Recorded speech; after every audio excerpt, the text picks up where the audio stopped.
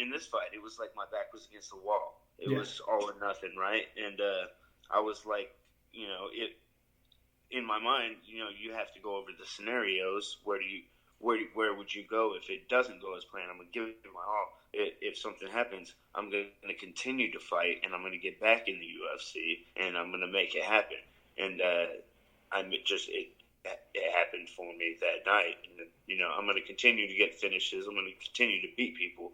But there's some times where, especially fighting somebody like a game planner that's gonna like not go out there and fight and like try and win on points, then that's a different story. Like I'm gonna come at you and try and take you out because that's my job. Right. We're not going to the scorecards. That's not the plan. If Yeah. that happens, it happens, and then hopefully you did enough to win. But after that, it's out of your control. I'm gonna try and finish you because that's in my control right now.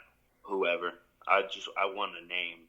I want a name that people recognize, and they're like, yeah, I want to see that fight. Obviously, I want to fight Alex again, and I hope he actually fights me this time.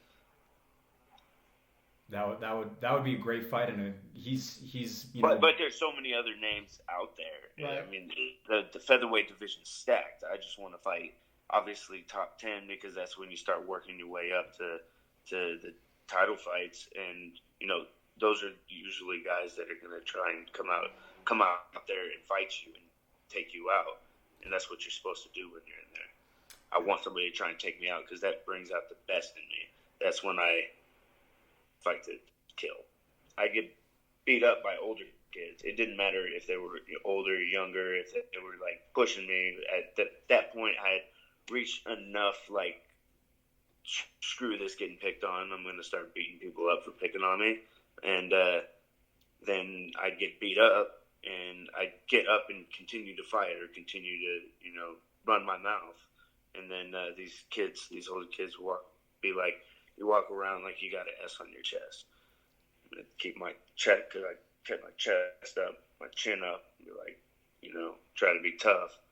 And so I've said that since I was a little kid, and I said that all the way going through my.